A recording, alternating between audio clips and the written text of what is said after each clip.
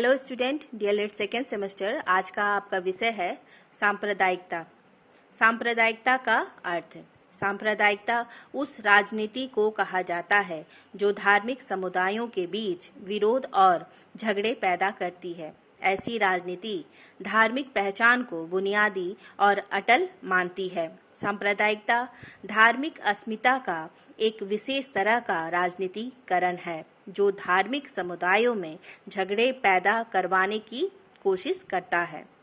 सांप्रदायिकता का अभिप्राय उस भावना से है जो धर्म, भाषा, क्षेत्र, संस्कृति, प्रजाति आदि की भिन्नता के कारण एक समूह को दूसरे समूह से अलग रहने या विरोध करने की प्रेरणा देता है।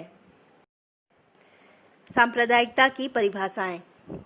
स्मिथ के अनुसार सांप्रदायिकता व्यक्ति अथवा समूह वह है जो अपने धार्मिक या भाषाभाषी समूह को एक ऐसी पृथक राजनैतिक तथा सामाजिक इकाई के रूप में देखता है जिसके हित अन्य समूहों से पृथक होते हैं और जो उसके विरोधी भी हो सकते हैं।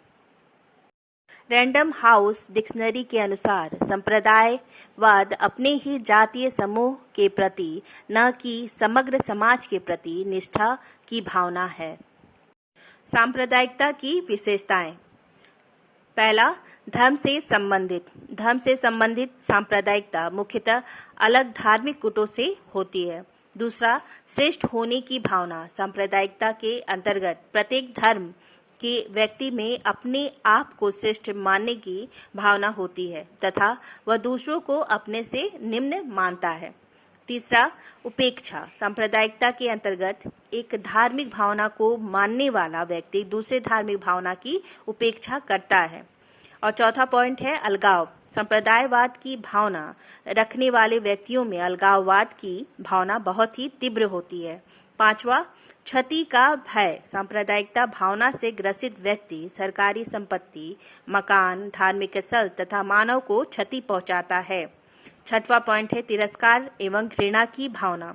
सांप्रदायिकता की भावना व्यक्तियों एवं धार्मिक समूह के मध्य घृणा पैदा करती है तथा वे एक दूसरे को तिरस्कार की दृष्टि से देखते हैं। सातवां पॉइंट है अनुकूलन का अभाव। इस भावना से ग्रसित लोग एक दूसरे की भावनाओं का आदर नहीं कर पाते। आठवां पॉइंट है धार्मिक कट्टरता। वे व्यक्ति जो संप्रदायवाद से ग्रसित होते हैं उनमें धार्मिक कट्टरता होती है। सांप्रदायिकता के कारण। पहला है फूट डालो और राज्य करो की नीति। फूट डालो और राज्य करो की नीति अंग्रेजों की देन है। इसका प्रयोग कर उन्होंने अपना साम्राज्य स्थापित किया तथा देश का बंटवारा किया।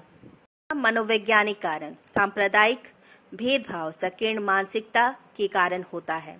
तीसरा, जाति व्यवस्था। जाति व्यवस्था के कारण भारत में सांप्रदायिकता अधिक व्याप्त है। चौथा है सांप्रदायिक संगठन। औद्योगिकरण, नगरीय एवं यातायात के साधनों में वृद्धि के परिणाम स्वरूप भारत में जाति, धर्म एवं पंथ आधारित बहुत से संगठनों का निर्माण हुआ है।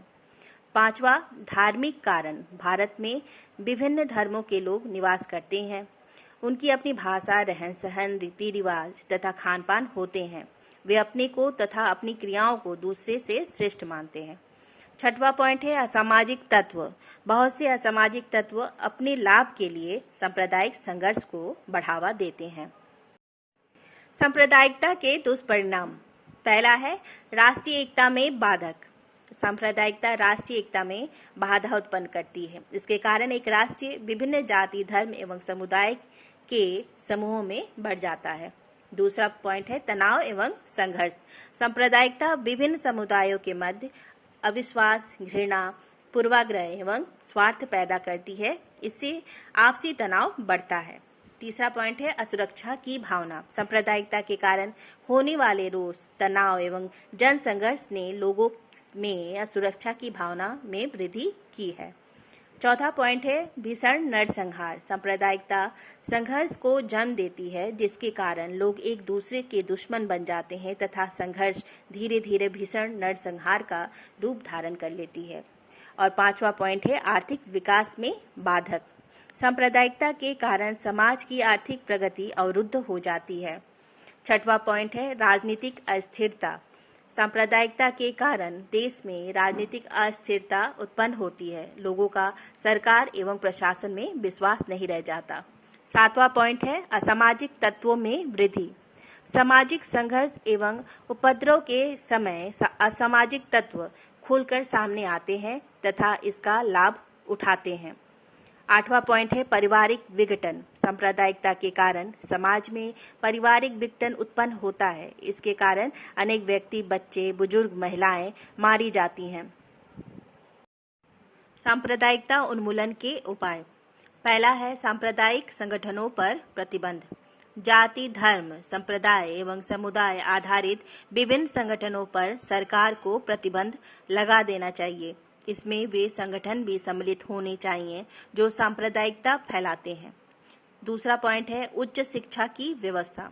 सांप्रदायिकता को शिक्षा एवं शिक्षित लोगों द्वारा ही रोका जा सकता है। तीसरा है सांप्रदायिक राजनीतिक दलों का उन्मूलन। भारत में बहुत से ऐसे दल हैं जो सांप्रदायिकता पर आधारित होते हैं। इस प्रकार के दलों पर रोक लगाकर उनका उन्मूलन किया जाना चाहिए। चौथा पॉइंट है मानवतावादी धर्म दर्शन का प्रचार प्रसार। सांप्रदायिकता के उन्मूलन के लिए मानवतावादी धर्म दर्शन का प्रचार करना चाहिए। पांचवा पॉइंट है राष्ट्रवादी एवं एकतावादी साहित्य का प्रचार प्रसार। देश में ऐसे राष्ट्रवादी साहित्य का प्रचार प्रसार करना चाहिए जिनमें राष्ट्रीयता, एकीकरण तथा राष्ट्रीय एकता के गुण भरे हों। छठवां पॉइंट है नैतिक शिक्षा का प्रसार। विद्यालय के पाठ्यक्रमों में नैतिक शिक्षा का अध्ययन अनिवार्य करना चाहिए।